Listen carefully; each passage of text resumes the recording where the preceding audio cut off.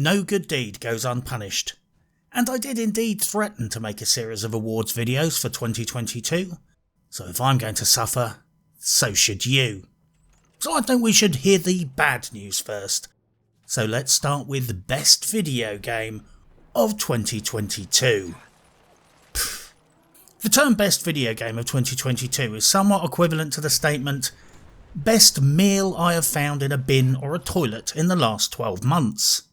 Now, I am not claiming that 2022 was completely devoid of decent video games, nor am I claiming that I didn't find at least a few tasty morsels to eat in toilets and dustbins last year. I am merely noting that choice pickings were thin on the ground, the bin, and in the toilet. Please note that this is a highly subjective list based mostly on games I've played, with some honourable mentions for games that I did not. I guess it's only fair to recognise some games on their relative merits, even if I couldn't stomach playing them myself. And besides, if I only talked about good games that I actually played in 2022, this video would be even shorter, and it's already not going to be that long. 2022 was a shit year for video game releases. You know that. I know that. That's why so many of us spent most of 2022 playing video games made before 2022. So let's at least talk about the least shit games of the year.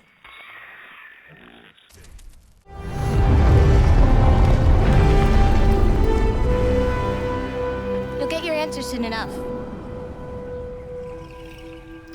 Well, some of them. God of War, Ragnarok. In the beginning, there was nothing. Out of nothing, the universe blinked into existence, and everything that we know, have known, and will ever know burst into the universe. Eventually, the universe cooled, gas started to collapse and coalesce, and Christopher Judge began his Game Awards acceptance speech. Thank you for... Galaxies gradually cohered. I was the last actor in California to read for it. Planets formed. Dory, Bruno, Erica, Bees, everyone who made that volume so special. The genesis of life occurred. Everyone at every level, be it designer, be it whatever it was, who worked. Dinosaurs began to roam the earth. I think it's kind of common knowledge that we were honored to go to Tribeca. Humans came into being. I vouched for Eric. And I said, Eric Williams better be a beast. Civilization, writing, and science emerged. I relate to Corey on... And perhaps one day in the future, humankind will evolve to become a spacefaring civilization and spread out into the stars. And I'll never forget,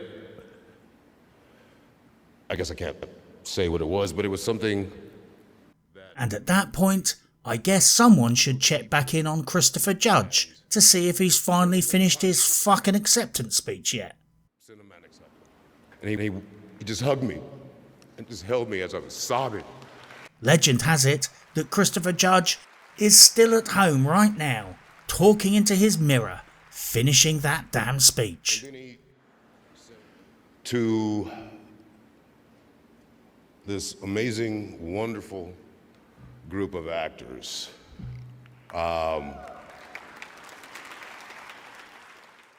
Anyway, I didn't play God of War Ragnarok, but I will choose my words carefully here because I know many of you love the God of War franchise and you get very, very upset whenever I say anything remotely critical of the franchise.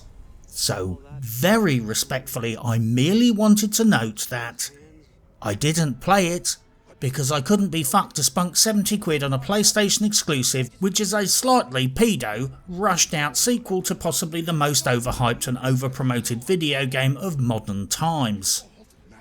Seriously, there were people making videos describing God of War as revolutionary because it had puzzles and climbing. Fuck off. I'm not saying it's bad, I'm just saying it's massively overhyped, and Wagnerwalk certainly looked like they dialed this one in for the sequel money.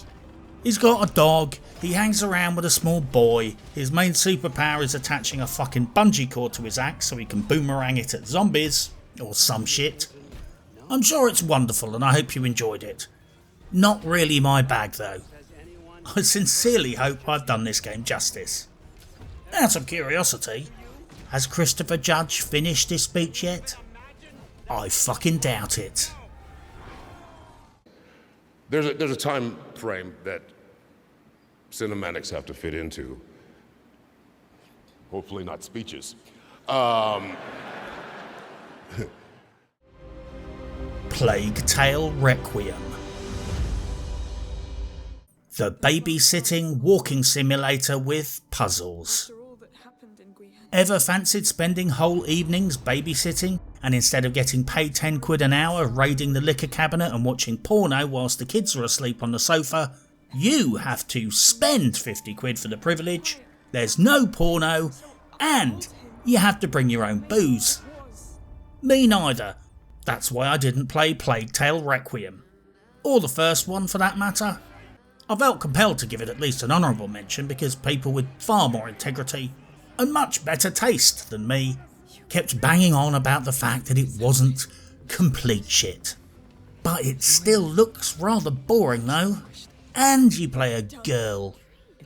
I can still say girl, right? Okay, maybe I'm a Philistine and this is the best game in the world ever. It's not live service and there's no microtransactions, so there is that. But the whole thing looked a bit too ESG compliant for my liking. You play a lady, you protect a kid. Men are generally evil bullies. It's got lots of puzzles. Sorry, but it just looked like the kind of game you'd buy your mum. Developed by Asobo Studio, the powerhouse creative team behind Disneyland Adventures and Zoo Tycoon. And published by Focus Interactive, the corpos behind Evil West, a list of cycling games too long to read, and the guys who are probably going to fuck up Atomic Heart. The game boasts stunning performances from a list of actors that mostly don't have face pictures on IMDb. That's odd. Sadly, however, it must be noted that the game is also incredibly racist, stereotyping and uses negative stereotypes to misrepresent and generate hateful bias towards rats. The game is rat-phobic. It's practically ratist. I like rats. One of my best mates was a rat. They are easily as intelligent as most people, definitely cleaner, and they like crawling around inside your clothes and licking the salt off your hands. What's not to like? So no, Plague Tale Requiem does not win a prize because of its rampant, homocentric ratism. Speciest bastards.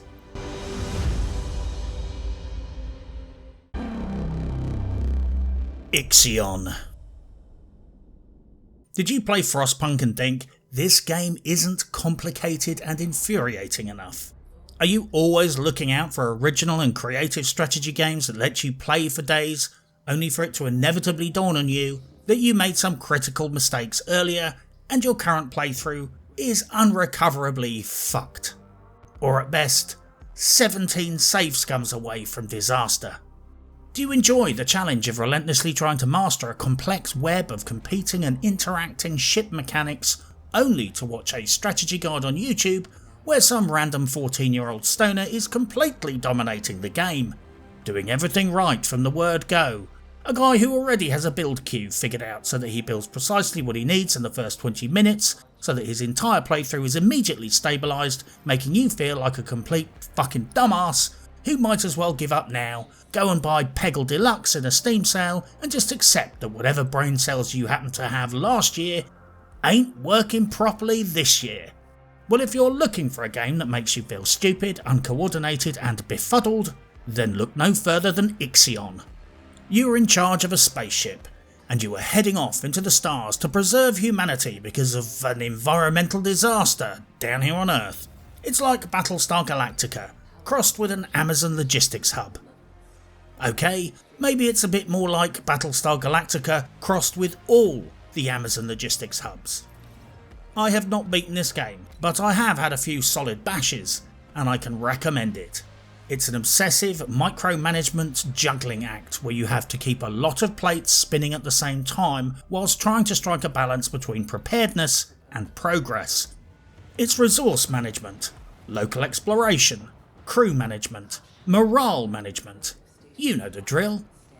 You have to constantly shit the bed that everybody is fed, watered, housed, the ship isn't about to explode, you have enough energy, resources, and whatever you do, obviously, because it's this type of strategy game, the crew are ungrateful fucks who are relentlessly pissed off and complaining about everything. Flush them all out the airlock is what I would do. In fact, there should be a big red button in the middle of the screen which flushes everyone out the airlock. I would be mashing that button if it existed. That said, it strangely has one of the most intuitive and well organised user interfaces I have ever seen, that somehow manages to calmly guide you through the many complex systems to a point where you are quickly managing a host of systems and resources on multiple levels, all seamlessly and gracefully. You're still fucking it all up, but at least you're fucking it up seamlessly and gracefully thanks to the intuitive UI. Whoever designed and refined the user interface legitimately should give themselves a pat on the back, because even a thickie like me managed to glide through the tutorials effortlessly and quickly engage with the day-to-day duties of starving all my crew to death and running out of energy.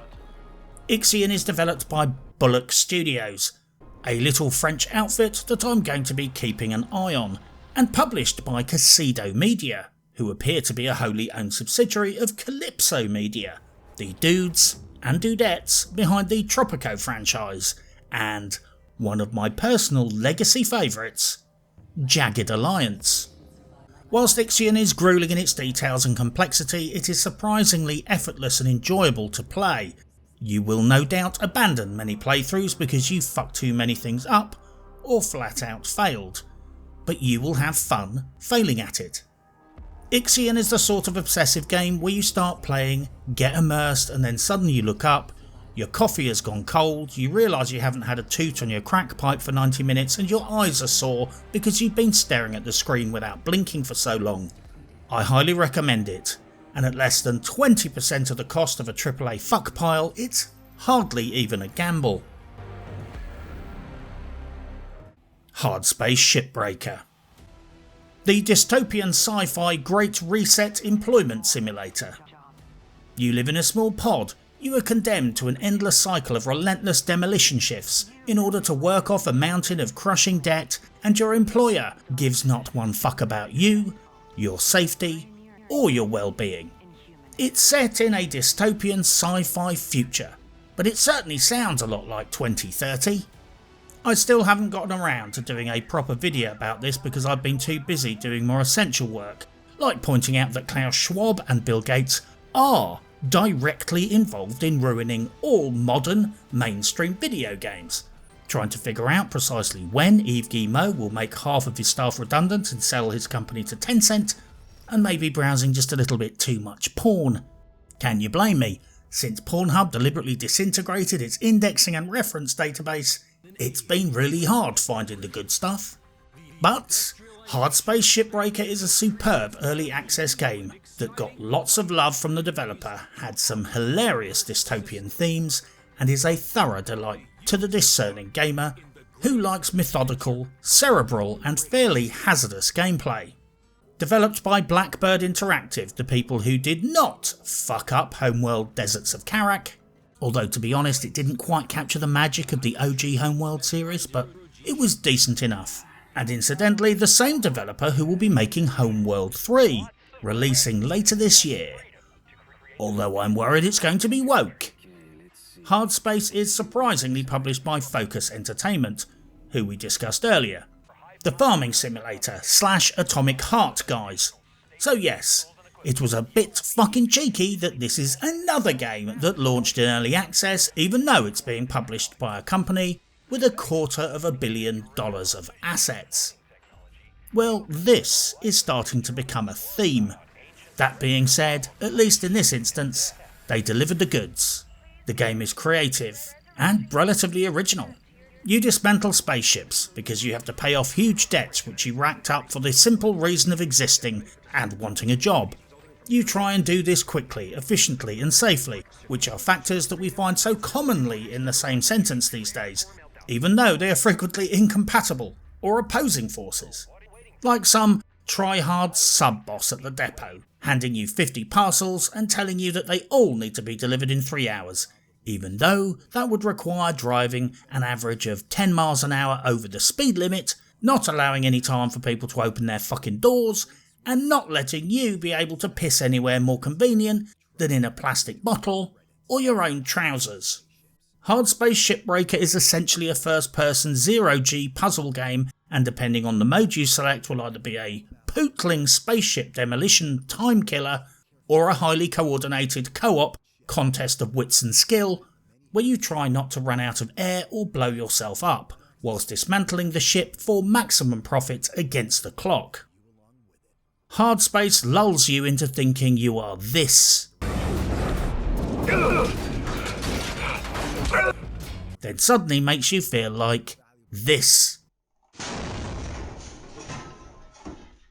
Either for the solo or co-op experience, I thoroughly recommend it.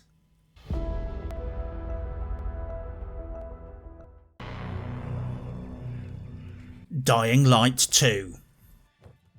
Much maligned and often criticised, even by me on the odd occasion, Dying Light 2 never really got the respect it deserved, for essentially only being a good game, and not being an excellent game, even though we live in a world full of shit games. This game was judged against a standard that very few games meet these days, and was singled out for a lack of excellence against a background of almost universal failure and mediocrity. It's okay for games to be just, honest, solid, good value games, especially when it's got motion captured Rosario Dawson assets. How this game made it into people's worst games of the year lists absolutely baffles me. That's either a shit take or it's just getting flack because their PR teams cheaped out on their content creator bribes, so they thought they'd put the boot in to teach them a lesson. Just like loads of content creators did to Kingdom Come Deliverance. Don't believe me? Well, look back on all the creators that dunked on it in their original reviews and then immediately did a 180 after Warhorse Studios got acquired by THQ Nordic, and everyone shat themselves that they might lose out on promotional budgets in the future. It is kinda funny that so many YouTubers suddenly reversed their opinion of that game the second they got a big fat advertising budget under their belts. Am I right? Despite all its faults, niggles, slightly cack-handed systems and essentially derivative everything, it had parkour, which was annoying, and fun. Even I got into it. If I had to try and explain the way Dying Light was treated, I would describe it thusly. It's like someone criticising a good quality burger van for serving basic old-fashioned food, calling it out for not having any Michelin stars, and this entire conversation is all taking place in a fucking refugee camp. It was a decent enough game, and everyone called it out for basically not being a 10 out of 10 game, during a year where the majority of all AAA games ranged from utter shit, all the way down to completely atrocious failures. As I've said before, Dying Light 2's only crime was being a solid game. You get to jump around on rooftops, like them little French burglars. You get to spend a good few hours staring at Rosario Dawson's arse. You get to hit people in the fucking head with lead pipes. That's two of my favourite activities right there. If you are bored and want a game with a story, mantling, scavenging, killing and nice views across the city, it will be better than any Assassin's Creed game coming out in the future ever. I like Dying Light 2, it's not perfect, and that's okay. Stray. Do you identify as a cat? Do you agree with Bristol University including cat gender in its pronoun guide? Are your personal pronouns Nia and Nyan? Are you, for want of a better term, a fucking mental? Then Stray might be the interactive third-person cat simulator / adventure game that you can relate to, on a slightly uncomfortable and unhealthy level. You fucking weirdo. Stray was the winner of Best Indie Game at the Game Awards, and on every single level and metric perfectly represents the modern indie video game. By that I mean it was developed by Blue 12 Studio France, which was apparently set up by some Ubisoft refugees. It was published by Annapurna Interactive, the video game publishing house set up and run by entrepreneur and film producer Megan Ellison, also formerly known as Margaret Elizabeth Ellison, daughter of Larry Ellison, the multi-billionaire magnate and founder of Oracle Corporation. I think it's safe to say that these guys weren't working out of the back of a fucking van. Just exactly how do you qualify as being an indie game these days? Because it certainly seems like not being Activision or Electronic Arts is all the qualification you need to be an up-and-coming indie powerhouse by today's lax, piss-taking, factually inaccurate corporate standards. Megan Ellison's dad, who bankrolls her whims and fancies, is so rich that he shits platinum cufflinks, and he could win a war with Luxembourg by just buying the fucking country outright. This is not an indie game. I even suspect that Blue 12 Studio is a partly owned subsidiary of Annapurna Interactive, but they've done a really good job of hiding the receipts, so I won't run my mouth off just yet. I'm not convinced that a game that has multi-billion-dollar backing should really get to win a fucking indie award, unless indie game these days means it costs less than a full-price game, it's only about 20 hours long, and none of the CEOs have been to Epstein's Island. This game is just not an indie game, and winning that award at the Game Awards just shows that money can buy you anything in the modern mainstream video game climate these days. But I thought I would at least give this game an honourable mention because it's cheap, it was at least a bit different, and I will begrudgingly admit that most people didn't think it was entirely fucking horrible. Personally, didn't get it myself, and even I'm not creepy enough to want to play a cat simulator. I might have pretty low standards and questionable sexual proclivities, but my idea of fun isn't spending 20 hours staring up a cat's arse. But you do you.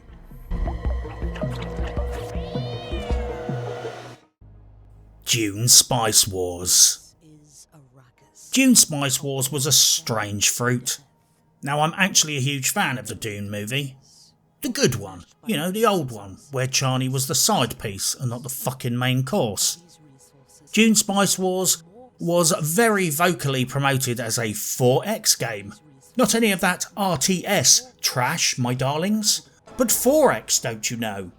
It's an abbreviation of explore, expand, exploit, exterminate, not any of that strategy muck. Certainly from where I was standing, 4X in this instance means it's basically like a real-time strategy game, only with this really annoying habit of ramping up the difficulty the better you do. So you are inevitably forced into a headlong accelerating drive to wipe out the enemy.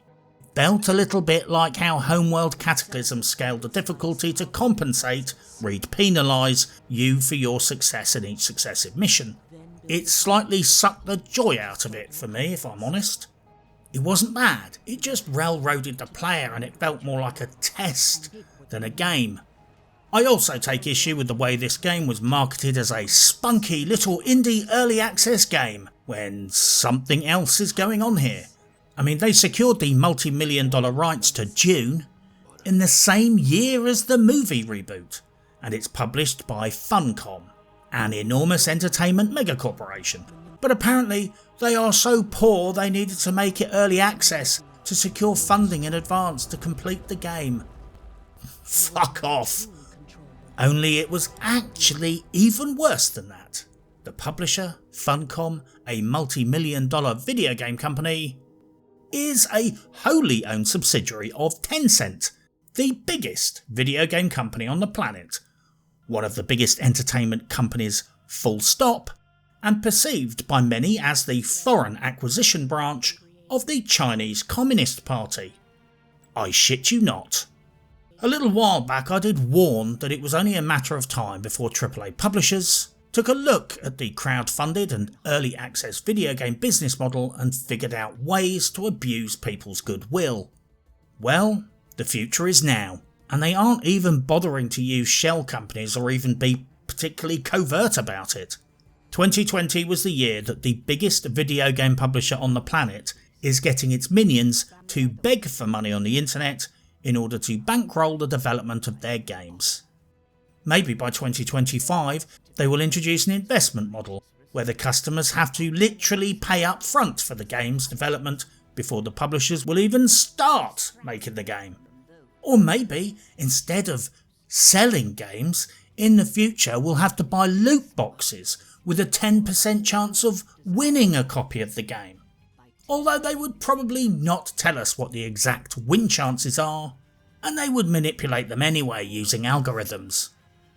The sad thing is that every time I suggest something crazy like this, they go and damn well do it within 3 years. So I should shut my pie hole. Dune Spice Wars was an okay game. They spent far too much time on the paid promotional partners than fits their paltry development budget. Frankly, it deviates from the lore, was a bit odd, and despite liking space drugs as much as the next space cadet, I was a bit aggrieved at the entire business model going on here. I've made a whole review about this strategy game, go and watch it. Dune Spice Wars was okay. Shady business model, but okay. I cannot, however, in good conscience, recommend it.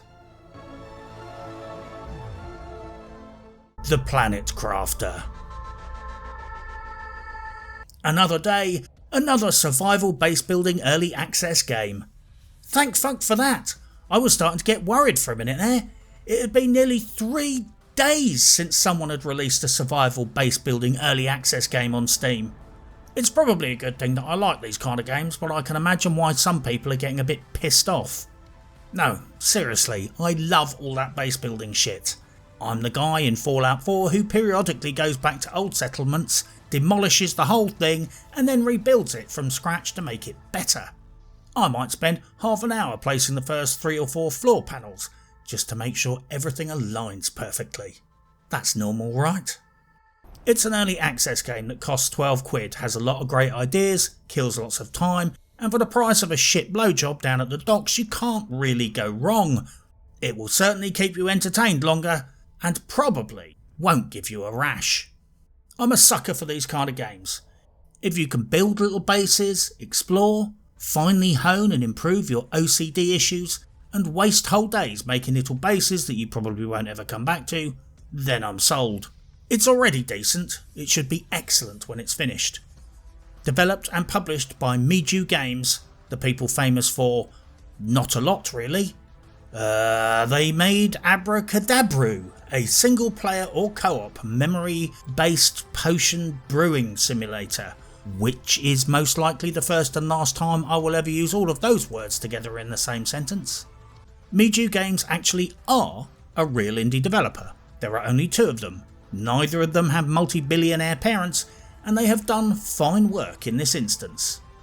The Planet Builder is a terraforming survival base game where you get to play God and build an entire planet's ecosphere as if you yourself are reaching down with the spark of creation.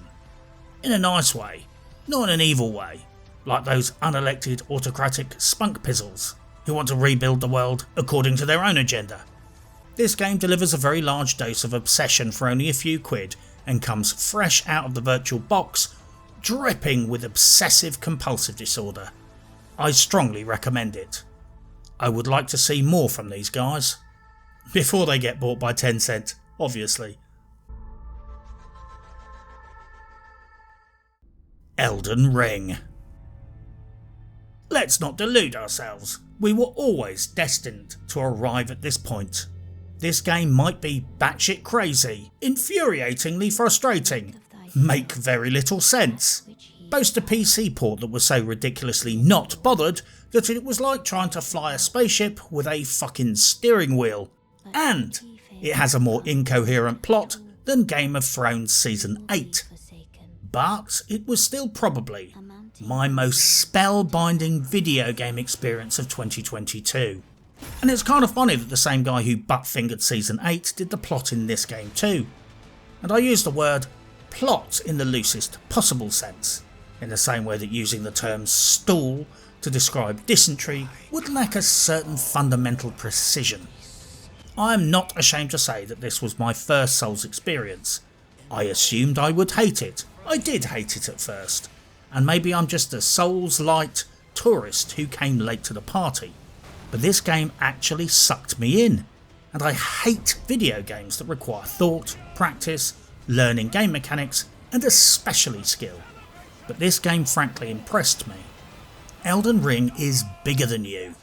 To do everything, go everywhere, level up everything and explore all of it is a job, not a pastime.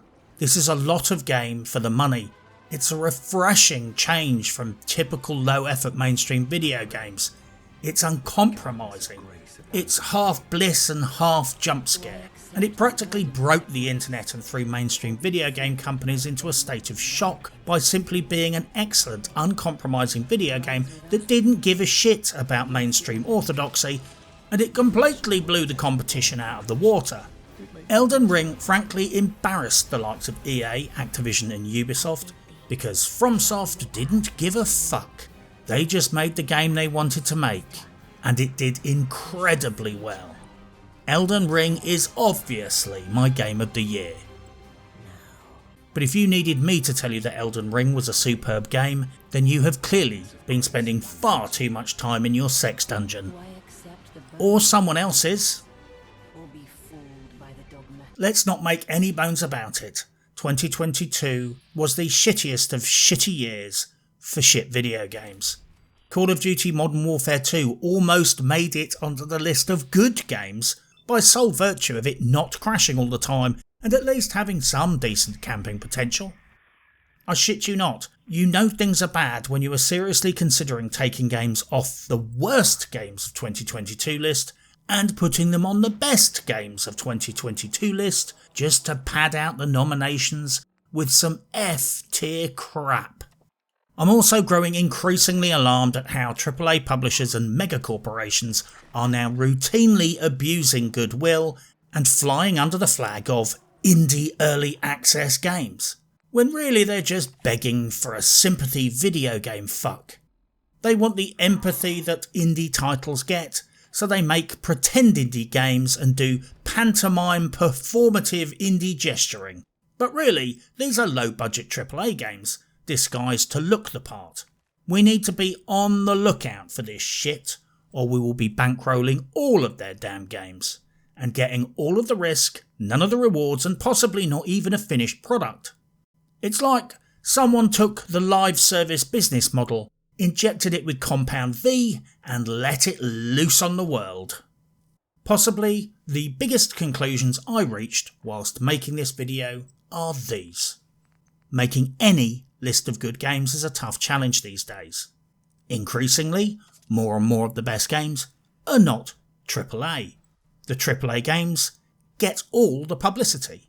The smaller and usually better and better value games just don't get the publicity and media presence that they deserve, and they are drowned out.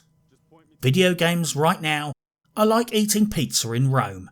If you sit down at a restaurant that is on a main road and near the rest of the fucking tourists, you are most likely going to be fed overpriced shit. If you want to eat something that is even vaguely genuine quality pizza, you are going to have to spend time rummaging around in the back streets or trawling the internet trying to find any reviewer that hasn't been paid off who can tell you about the hidden gems that are off the beaten track. In 2023, I for one am spending more time doing my research and trying to find great new video games that frankly are not going to find me. Seriously, I think we have reached a point where if you are passive and rely on the internet to tell you about future video game releases, you're going to get dicked over and be on the receiving end of a lot of gaslighting, and the information is going to be washed out by all of the promotion.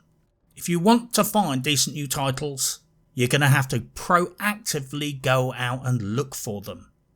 It speaks volumes that I keep having conversations with friends which all go the same way. Everyone is asking if anything decent has been released. Everyone is complaining about how shit games are at the moment. Everyone is busting out old video games from their library and replaying them. Fuck, some of my best quality video game time of late has been playing older games, like Red Dead Redemption 2, Fallout 4, and I'm actually looking forward to playing through the whole of the Mass Effect series. Not that one. Well, I have to finish my worst video games of 2022 video, so I had better crack on, because as you can imagine, it's going to be a longer and more involved video than this one. Feel my pain. But for now, good luck, and happy hunting. People of the Commonwealth, do not interfere.